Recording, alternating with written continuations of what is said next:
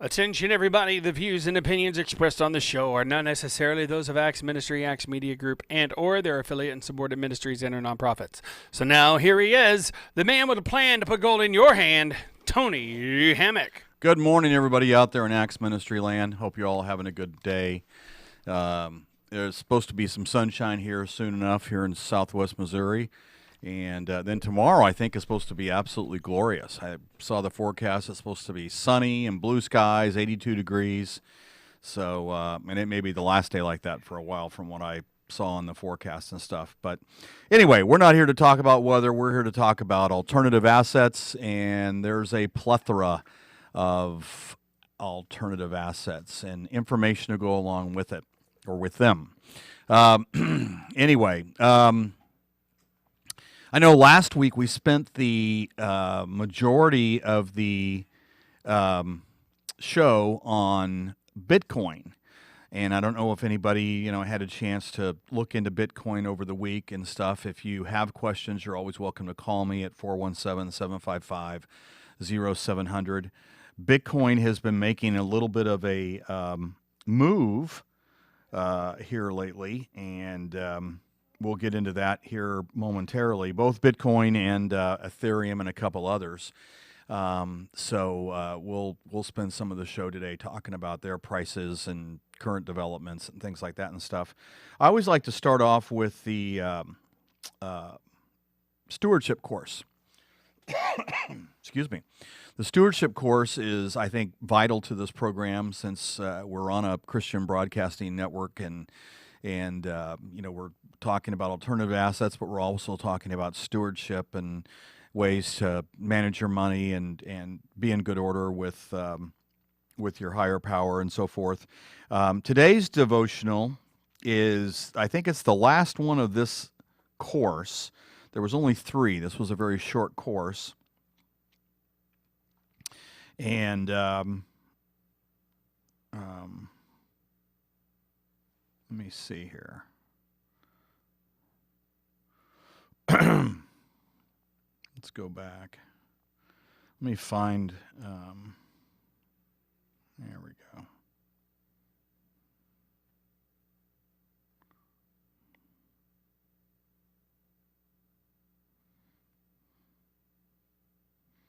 Okay. So I had to make sure I was on the right lesson. So today's devotional is called Give. And it says, giving is an issue of honor. Many want to use God for emergencies rather than to honor him for who he is and for what he has already done. Reading, learning, and applying the spiritual principles of tithing and giving will open the storehouses of God's provision in your life. As Proverbs 3:9-10 shows us, there is a return on your investment when you give to God. Honor the Lord from your wealth and from the first of all your produce. So your barns will be filled with plenty and your vats will overflow with new wine. Giving to God first reveals the level at which you honor him in your heart. The tithe tangibly demonstrates that you believe God is your source. Saying that God is your source means nothing. Words alone mean nothing. God doesn't believe you just because you say something. God believes you when he sees that your actions back your words. Tithing is an act of faith, especially when it's given first.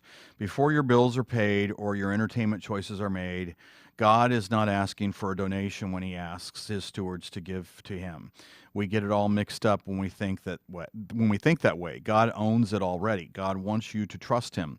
He wants you to believe him. He wants you to act in faith. So he gives you an opportunity to do all of that through tithes and offerings.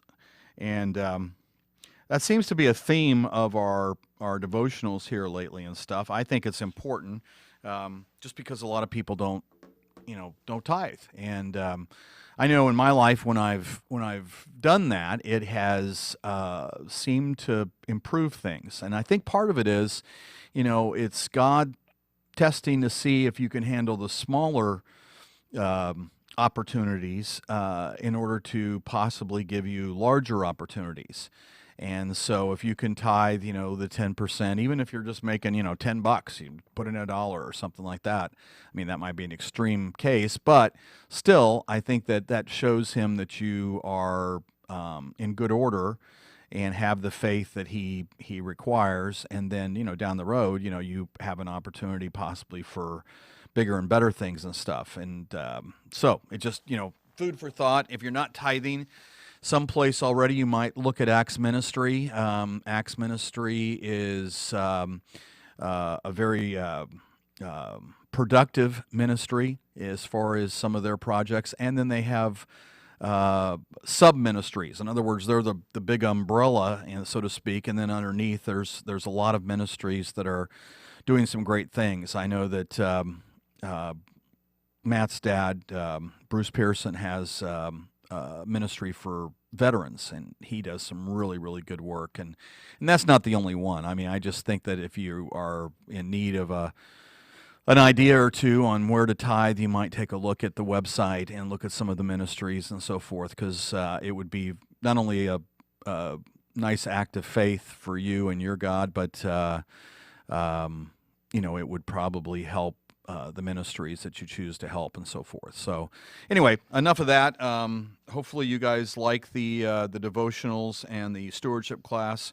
Next week I'll try and have something new and fresh as far as lessons go. The way these come out, they're a macro lesson, and then underneath there's a lot of sub-lessons, so to speak. So let's jump into pricing. Pricing is kind of interesting these days. Let me find the pricing. First off, let's take a look at Bitcoin. I told you we'd get into this real quick since we talked about it so much last week.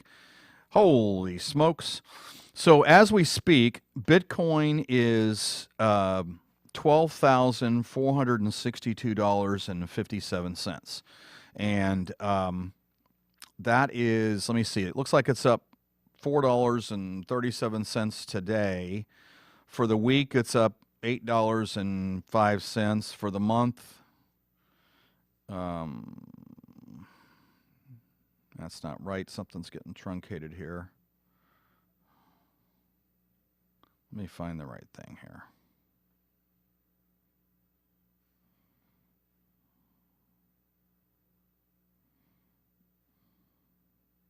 Oh, we don't want to buy any more. We have plenty.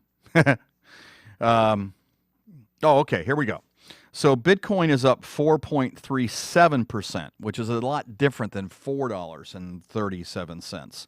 And my screen is so small on my phone, it was truncating that, which is important because that is a fairly large move. For the week, it's up over 8%. For the month, it's up almost 18%. Now think of that, 18% of 12,000. We're talking about some significant dollars. And for the year so far, it's up over 45%. So I know just in the last month, it's gone from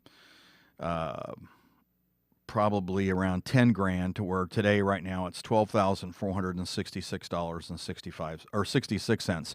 And there's a lot of reasons why. I mean, a big thing with Bitcoin or any of these things we price is supply and demand. And, there's a lot of folks out there that are thinking that the demand obviously is picking up. I mean, here's one of the ways demand's picking up for Bitcoin. The gentleman, I'm drawing a blank on his name, but he's the guy who runs Square, and he's also the guy who runs Twitter. Last week put $50 million into Bitcoin for Square. That's one of his companies. And if you're not familiar with Square, that's when you go into a lot of small businesses, they've got a little white square literally attached to their phone, and they run your credit card through that, and that's how they get your dollars for the purchase you're making and stuff. Well, Jack Dorsey, there we go. The brain kicked in, the synapses started firing. Mr. Dorsey put $50 million of Square's money into Bitcoin last week. So you might imagine if you got $50 million going in in one fell swoop, that's going to skew things a little bit to the side of an increased demand. Well, the other part of this is there's a couple of other corporations that are realizing that Bitcoin is a good place to store dollars that are in their treasury. And so there's 3 or 4 other major corporations here lately that have just been moving cash into Bitcoin and keeping it on their balance sheet in their short-term asset category and stuff because they think of Bitcoin now as a safe haven, if you will, as far as those dollars go. So I think you're going to see other corporations kind of take this up as far as a strategy. And remember, the most Bitcoin there will ever be is 21 million of them. And there's already like 18.5 million of them that are in circulation. So my point is that as the demand increases, unlike the Federal Reserve, where they can just all of a sudden start printing some new dollars, with Bitcoin, that's not going to happen. And even the remaining coins that need to be mined are going to take a substantial amount of time to do so. So as this demand picks up, you're going to see a immediate impact on the price of Bitcoin. So keep that in mind as you consider that. I mean, like we said last week, I don't really recommend Bitcoin for everybody. I mean, widows and orphans probably should stay away. And really what money you put in Bitcoin, it, probably would be prudent for me to say is money that if you lost it, it would not be the end of the world for you. Just because it is extremely volatile and probably for only those folks that understand the risks involved. So if you are risk averse, you probably want to stay away from the Bitcoin. The other ones out there, let me see. There's Bitcoin. We've got Ethereum. And Ethereum is kind of an interesting one. If I can find it here on my little page. I don't know why my phone is not working the way I like. Okay, there we go.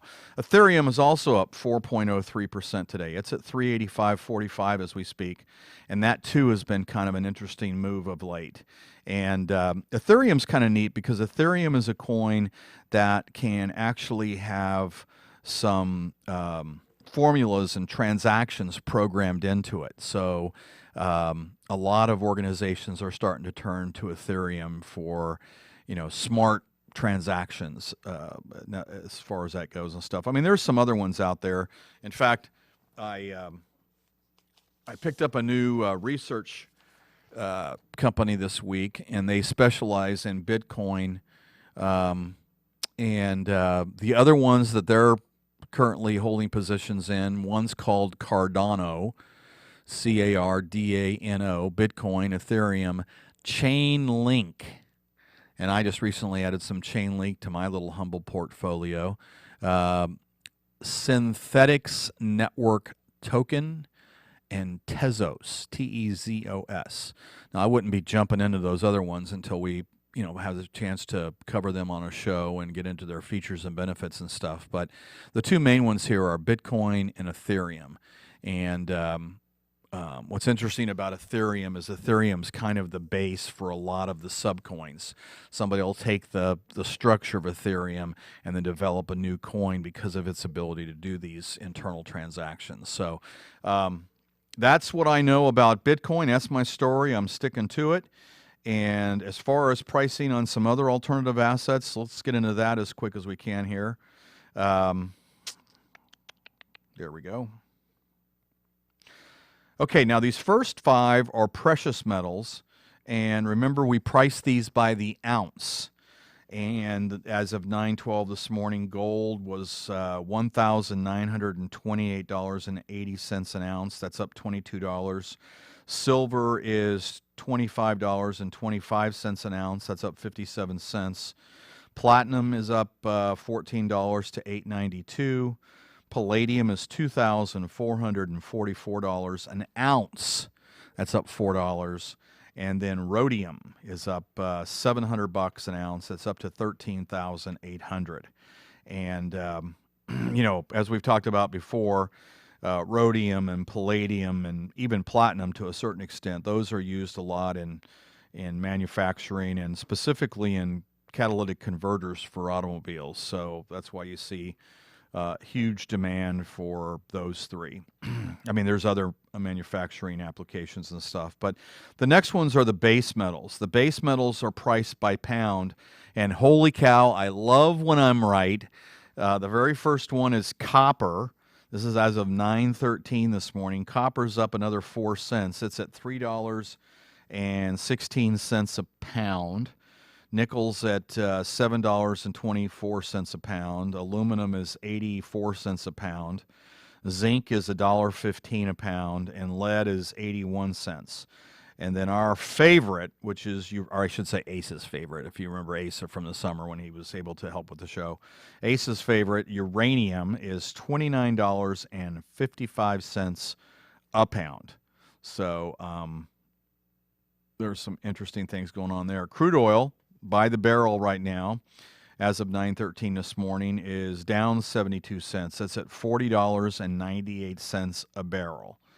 And the Dow Jones Industrial Average is up 112 points. It's at 28,421. So, I mean, like we've talked about over the last several shows, there's just a lot of volatility out there right now. And, one way to work with volatility is to make it your friend and to have a systematic, disciplined approach. I mean, if you're still in the accumulation stage, let's call it, you might think of having a strategy where, every month you're putting in a certain amount, no matter what the price of the market's doing. Just for simplicity's sake, let's say it's $100.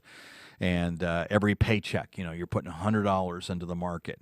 And that way, if the market's way up, you're happy because the prior purchases are showing a nice profit. If the market's way down, you can be happy because you're getting a sale. And the $100 is buying more shares this time than they have done in the past. So it's kind of a neat strategy in the fact that if you've got a long-term horizon and can employ this kind of discipline, it can pretty much guarantee that your average cost will be less than your average price, and that's what you're most interested in as far as your overall return on investment. So if you can, that's probably my best thing I share on this show is using a dollar cost averaging approach. And you can use it in a lot of things in life. I mean, maybe you're a seamstress and you're buying material or you're buying threads or whatever it is. I mean, if you use a systematic approach and buy a certain amount each month as prices change, you may benefit from that also. The flip side holds true also. Let's say you've got a large portfolio and you're now wanting to start to unload some of that because you're retiring or retired or whatever the case may be. You can sell out with a disciplined approach over a number of months or years, so that if like the moment you get ready to sell, the market's at its all-time low, that's not going to be good.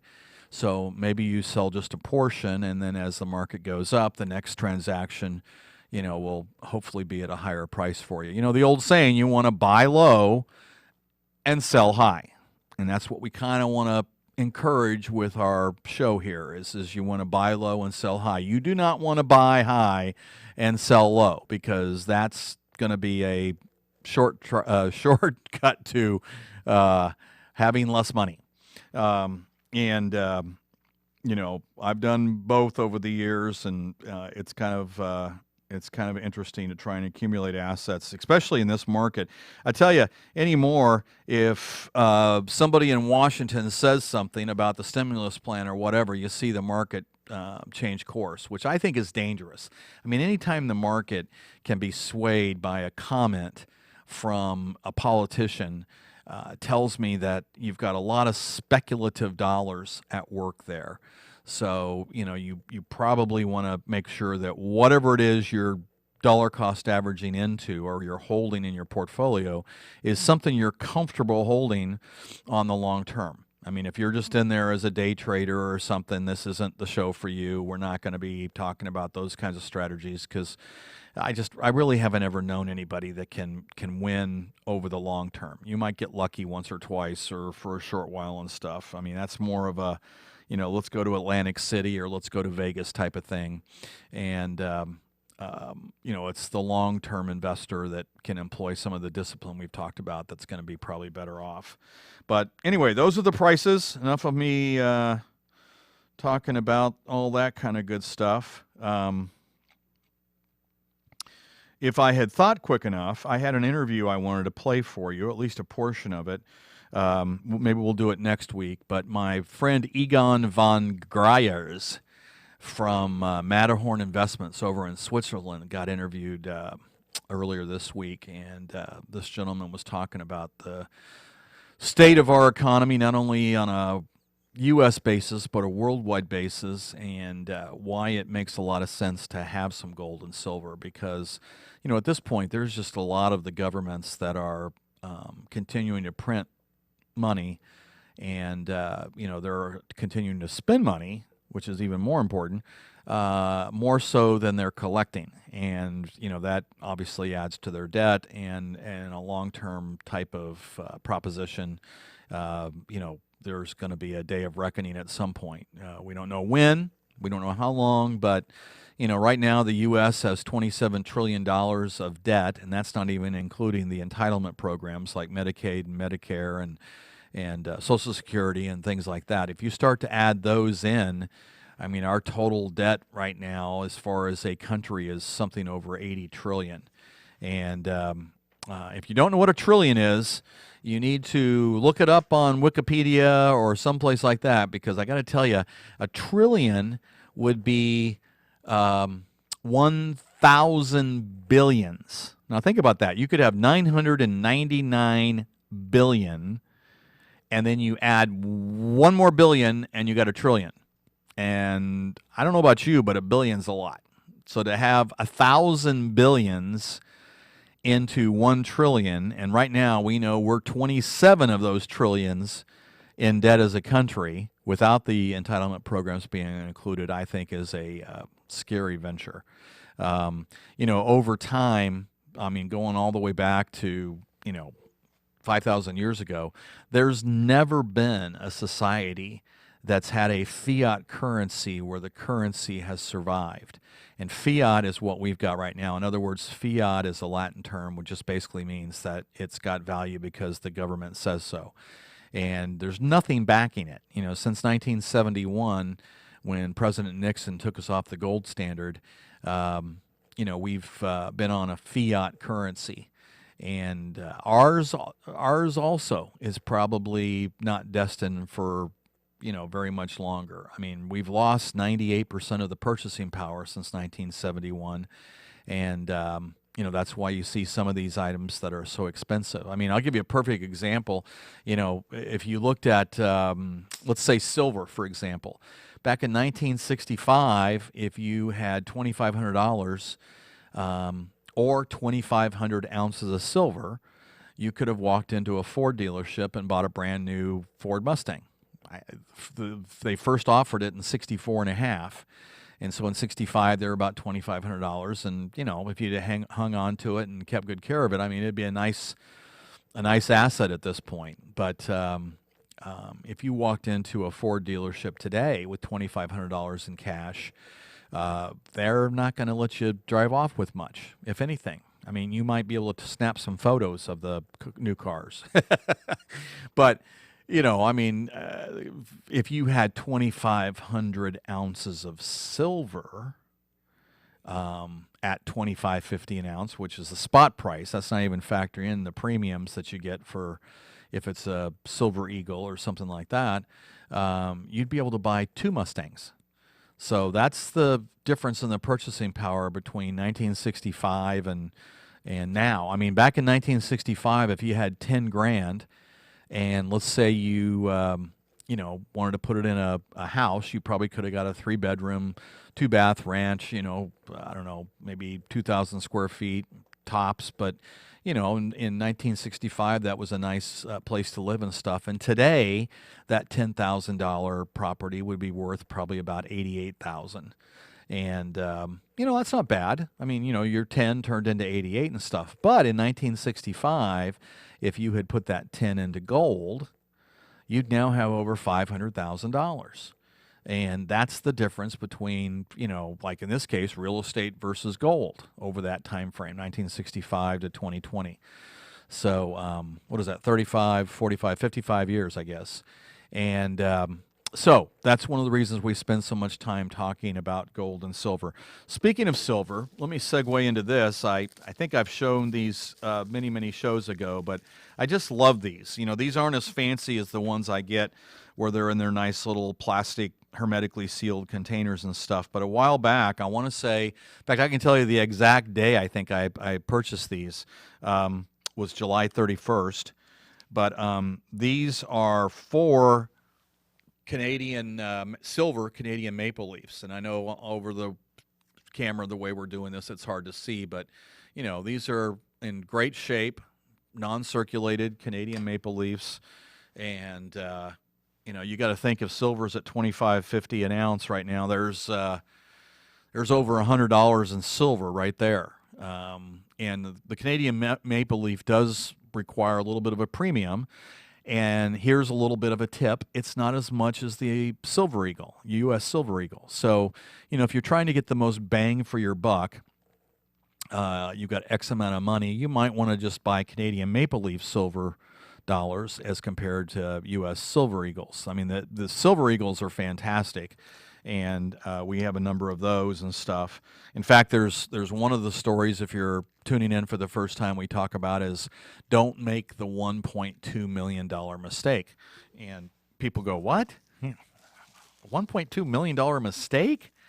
We're like, yeah. If you look at the Silver Eagle program, it was started back in 1986 by Ronald Reagan. And if you had started to purchase one Silver Eagle each month since it started up through October 1st of this year, you'd have about 415 Silver Eagles.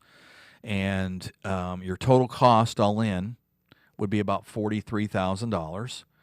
And the value of those 400 and some coins right now would be over 1.2 million.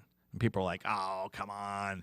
And I looked this up because I'm a big skeptic when anybody tells me, you know, things like that, especially if it's, you know, talking about prior performance and stuff. And there's a website I found out there that lists all the different American Eagles by year and by mint and so forth. And sure enough, you'd have over 1.2 million. And here's the interesting thing about that. The coins that were issued back in 1996, each one of those would be over $6,000. Now, why 1996? I don't know. The ones right before 95 would have been they're about 150 a coin. The ones 97, they're about 150, 300 a coin, something like that. But here's the big one. In 1999, those coins are now worth over $19,000. And the only thing I can think of is because that was Y2K. And so if you had 12 of those at over $19,000 a piece, that'd be about $228,000 of your 1.2 million. So you can see what a big portion that is just from those 12 coins. But that's the point. We never know which year is going to have the most appreciation. We don't know which month or combination of year and month that's going to have the biggest appreciation. So the smart way to play it is to have this systematic approach where you're just adding a silver coin per month. And there's a number of ways you can do that. You know, in the past, we've talked about 7K metals, one of the companies I represent, and they've got a coin of the month club that you can take advantage of. So it's just, you know, every month you get a coin showing up in your mailbox. You can add that to your collection and so forth. Or you can go online. There's a number of companies out there. The only thing I would caution you about there is you really want to make sure you work with a reputable firm and you also get the best dollar price. Because back on July 31st, when I bought those 4 Canadian maple leafs, I bought them for, gosh, it was less than $30 a coin. I'd have to go back and look to make sure.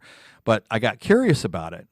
And I looked, and at the same day I spent, I don't know, $28, $29 a coin, they were online. One place had them for $31 a coin. One place had them for $35 a coin. And another place had them for $38 per silver maple leaf. Now, I don't know about you, but I think buying them for $28 a piece versus $38 makes a lot more sense. And so just be careful, you know, where you turn to for acquisitions. And if you ever need help with that, you know, as I've said before, give me a shout, 417-755-0700. You can also go to my 7K website because there is a store there, and the store on the website has a lot of different things there to buy. I'm just trying to get to the store here real quick. I'll give you a couple ideas here. Products. You can go to 7kmetals.com/Tony Hammock. So TonyHammock, and you'll go to the store. And like right now, they've got, oh gosh, they just got all kinds of stuff. Here's an Aztec calendar, 1 ounce silver round, $31.25 a piece. Here's a Donald Trump altogether 1 ounce silver coin for $304.99. I don't see any Joe Biden coins, so I'm not trying to say one way or the other. I'm just showing you what's on my screen here, or telling you what's on my screen. And if you're so inclined, there is a Donald Trump coin, $304.99. Let's see here. Now that was 1 ounce. They do have a 2 ounce for $415.99. If you're a biker, they got a 1 ounce biker skull for $140. And then they just got a plethora of silver coins from different nations and different promotions and stuff. I'm trying to find if they've got any silver eagles today, because silver eagles go pretty fast. They've got some jewelry. Okay, here we go. See, here's a 2020 Maple Leaf 1 ounce gold coin. Now that's going for $1,979.10. And right next to it is an American Buffalo 1 ounce gold coin, 2020, and it's going for $2,020.73. The difference being is the little bit more of a premium that the American Gold Buffalo can demand. And here we go. American Gold Eagle 1 ounce coin, $2,020.73. So it's going for the exact same amount as the American Gold Buffalo. And it looks like they have buffaloes. For the moment, it's saying sold out on the American Gold Eagle 1 ounce coin. Now they do have 1/10 of an ounce coins. And if you ever do go to the store and something's sold out that you're looking for, the one thing I've discovered is you need to check back from time to time. Usually best to check in the morning, because what ends up happening is 7K has such a large volume and they have such good sources for their gold and silver and stuff, is that they can replenish a lot of it overnight and then have it available first thing in the morning. So every once in a while we get into situations like this where, because of the demand for gold and silver, if you wait too late in the day, they may be sold out. And that's just part of what's going on out there. Back when COVID first started, we had a situation where not only was there a short supply, excuse me, but there was a couple of the mints that closed down as they were trying to get the right protocol in for their employees. And so all of a sudden, the supply chain was broken, so to speak, and a lot of the gold and silver wasn't getting delivered to where it needed to be and stuff. And they've since gone back online, but they have had to have a few emergency printings of silver eagles. They did some through the Philadelphia Mint back in June, and those are kind of rare. So if you find one of those, you might want to snatch that up. The silver eagles are going for $30.41 an eagle right now. The gold's going for $2,021.78. So interesting things going on out there with the demand for gold and silver. Let me see. What else did I bring? I just brought all kinds of stuff today to talk about. I kind of want to segue over into some other product ideas, but I think what I'll do is let me read you an email that I'm getting ready to send out, and I think you'll get a feeling for one of the things that we're trying to make people aware of. The subject line on this one would have been pension funds bubble makes gold a must option for a comfortable retirement. I hope you are not putting all the hopes of a comfortable retirement into your 401k plan, Social Security, or pension funds, because sure as God made little green apples, you'll be in for a shocker. The premise of pension funds is that you should put a part of your income away with some experts who will put them in a low risk, low reward investment, and that they'll pay you a certain amount after retirement. However, in reality, pension fund managers usually do the exact opposite of what they say they will do. They'll most likely collect your money and let it sit in a fixed deposit account in order to gain interest. That's a best case scenario, and that should be good enough for you. In the worst case scenario, they'll put the money in some high risk, high reward ventures such as options or futures trading, where they have a 50-50 chance of making gains or losing the money. Nonetheless, the pensions being paid out to retirees is gathered from the premiums that people that are currently in the workforce pay, rather than profits from pension fund investments. Interestingly, the pension fund bubble has not burst because there are always new employees signing up for pension funds to balance up the number of people that are retiring from the labor market.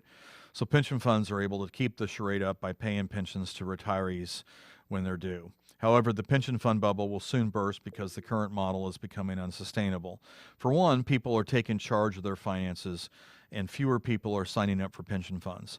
Therefore, pension fund managers and insurers may soon find it hard to meet their obligations, and they might start liquidating their assets in order to raise money. Plus, there are less and less people in the workforce. Many are going freelance and can't even afford pensions. Excuse me.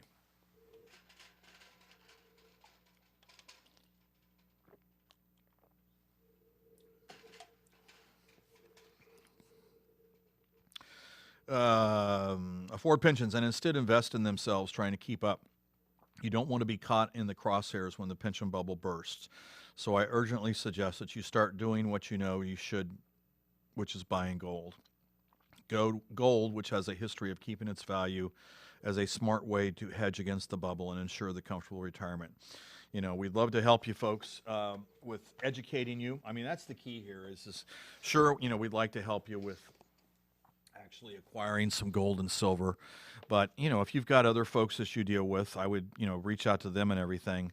But it's more the education, especially being an Axe Media Group follower or part of the Axe ministry out there, is that we want to give you the right information so that you can make the decisions that are important for your family and yourself.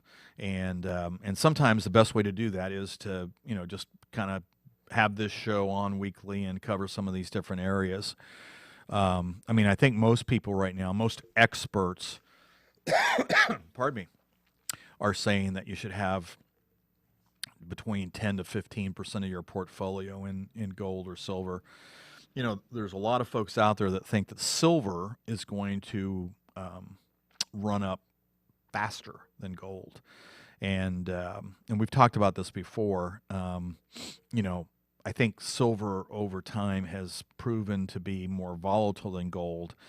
I think personally a really nice allocation for most folks is probably 75% gold and 25% silver, unless you're just, you know, willing to get a little bit more aggressive and have more so into the silver and stuff.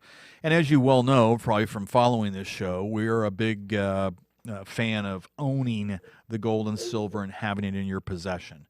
You know, there's a multitude of ways that you can own gold and silver. And we really encourage folks to actually own the bullion, own it, and have it. You know, we're not going to be like Ron Swanson on Parks and Recreation and tell you to bury it in your backyard or anything, but, you know, we are going to encourage you to, you know, have a safe in your house and have the metals there, or, you know, someplace else that you consider a safe location for storage and stuff. I would not put them in my safety deposit box because not only have a lot of the banks and credit unions and stuff been sending out notices of how little of your own money you can get out when you make a deposit now. There's also some fine print when you open up a safety deposit box that says if they ever, you know, have consequences where they may not be open or closing down or whatever, they actually have access to the safety deposit boxes and don't have to release anything for a month. So you might want to be careful about what you put in one of those. But my point is owning the gold and silver is what we encourage folks to do. And here's kind of a funny example. I mean, I'll try to say this as well as Ryan does. We work a lot with the National Gold Consultants up in Minnesota. Ryan Long's the president up there, and he was down in Springfield last October and did a gold and silver workshop for us. And he was talking about, imagine you're a family and you're going on a cruise, and you're walking up the gangplank, I guess you call it, or whatever, the boarding process, and you look over and you see that the name of the ship is the Titanic, and you own gold bullion. So when you get to the top, it'd be like they would give you a life preserver, and you could put it around your neck and have it right there. I mean, you got it with you. You're feeling better about this whole Titanic thing because you and all your family members have their own life preserver. You go to your room and get unpacked and all this kind of stuff, but you've got it with you in case you need it. And more than likely, considering the name of the vessel, you probably will. Whereas, let's say you have gold and silver through some paper source, like an ETF certificate or a mutual fund or closed-end investment trust, or all these different mechanisms that are out there that can help you be in gold, but it's through a paper type of ownership. And so that family, when they get to the top of the gangplank and stuff, and the concierge is welcoming them on board, they don't get a life preserver. They get a certificate that says, "Oh, here's your certificate for a life preserver, and should you need one, you need to come to the captain's quarters and cash this in or exchange it for a life preserver." And if you remember the movie Titanic, you can remember how unlikely that is the captain's going to be standing there handing out life preservers calmly as the ship is going down. So we're just saying that it makes a lot more sense to own it, have it in your possession, and that way if something did happen, you could have access to it, as compared to trying to lay claim through a ETF or something. For one thing, the gold and silver that the ETFs are holding is, I think the last time I saw a ratio, something like 600 to 1. In other words, there's 600 investors that kind of have the same claim on that ounce of gold or that ounce of silver because of the way the ETF is structured. So it's just, it's better than nothing, but if you can, we encourage you to, get the gold and silver and take possession of it and so forth. Like I said, I wouldn't mind segueing over to some other products real quick. For those of you that know me, you know that I'm a licensed insurance agent in the state of Missouri and non-resident over in Arkansas and Kansas and probably 10 other states. Picked up Illinois the other day for a client. And, in this day and age, there's just a lot of opportunities out there that are much more rewarding than you're going to find at a local bank or savings and loan. There's these annuities, they're called multi-year guarantee annuities, and most insurance companies have like a 3, 4, 5, 6, 7-year maturity. Some go as far out as 10, and the interest rates they're paying are much more lucrative for a depositor than, say, a CD and so forth. I know the other day I was pricing some, and that particular client was, she was looking for a 5-year annuity in this area, and we were able to find her, I want to say 2.9%. And, if you look at anything else around town as far as CDs go in the 5-year range, I don't think you're going to find it at 2.9. The other thing to remember with annuities is they're tax deferred. So she collects 2.9 now every year and doesn't have to pay taxes on it until somewhere in the future, where she either starts taking cash out as income or she cashes the whole thing in. And annuity income is taxed on a LIFO basis. That's last in, first out. So the interest would be taxable once she started pulling it out of the umbrella of the annuity and so forth. But there's also, there's also fixed indexed annuities. And, sometimes they get a bad name because I think some people show them in an incorrect manner, because they're based on some kind of an index tied to the market. A lot of folks try to, I guess, show them as a alternative to stocks and bonds and so forth. And really, or I should say stocks, and really they're not. I mean, stocks are stocks or stock mutual funds, and they're going to have, in a good market, some nice returns and stuff. Fixed indexed annuities, on the other hand, are probably a better alternative for, let's say, bonds. I mean, you're never going to have a home run per se, an 80% return in 1 year or something like that. But you could have, somewhere between 3.5 to 9.5%. The neat thing about the fixed indexed annuities is that you can't lose money. The analogy I like to use, since we're in football season, I don't know if you saw the Chiefs game Monday, but they won. Anyway, I digress. But it's kind of like playing football, and every down is first down, and you can't lose yardage. And every play, you're probably going to gain, 4, 5, 9, 8%, something like that. You're never going to have the 72-yard Patrick Mahomes bomb to Tyreek Hill, but you're going to get to the goal line, and you're going to be, well rewarded as far as your perseverance and so forth. So the fixed index annuities come in a lot of different shapes and sizes, and there again we work with a number of them. So if you ever need help in those areas, please give us a shout. And then last but not least, before I run out of time, there are these linked benefit annuities, linked benefit products, I should say. And ever since the Pension Protection Act of '06, Congress put in some clauses there that they basically say if you have an annuity or a life policy that's post Pension Protection Act '06 product, you can take income out of the annuity or the life policy and pay for long-term care, and it's tax-free. So a lot of people don't know that. It's kind of a neat feature. 73% of us are going to need long-term care. If you don't have something already in the works or a plan and so forth, you might want to give us a call on that, because there's a number of products, and they can come from either annuities or life insurance, and some of them are really designed to help folks, in those years where you are unable to do at least 2 of the 6 ADLs. And ADL stands for Activities of Daily Living. And, the minute you can't do 2 of those, you can then claim the benefit from the product. And in some cases, it can actually pay for like in-home care. So if you don't want to go to a nursing home or a skilled nursing or, residential care or something like that. But I keep getting different numbers shown my way and stuff. Oh, now it's 2. We got 2 minutes. We can talk for 2 more minutes. Anyway, back to the long-term care part of it. Okay. So the long-term care is important. The statistics say only 3% of us are ever going to use our homeowner's insurance to replace our home because it gets wiped out, or 17 or 18% of us will use our auto insurance to replace our car because it gets totaled. So literally the statistics are 73 to 75% of us will need some kind of assisted living.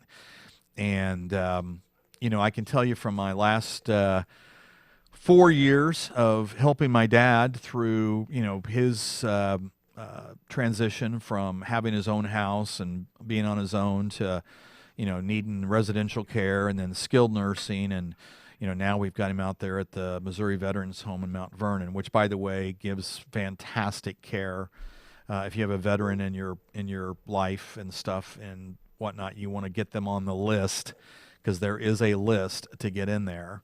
But he does get incredible care. Those people on the front line there that take care of my dad are angels. I mean, they are just absolutely fantastic. And so I can't say enough good things about them. But the bottom line is we're all probably going to have to need some help. And there's ways to plan for that now with your investment dollars and your insurance dollars. And they come in the form of these hybrid products.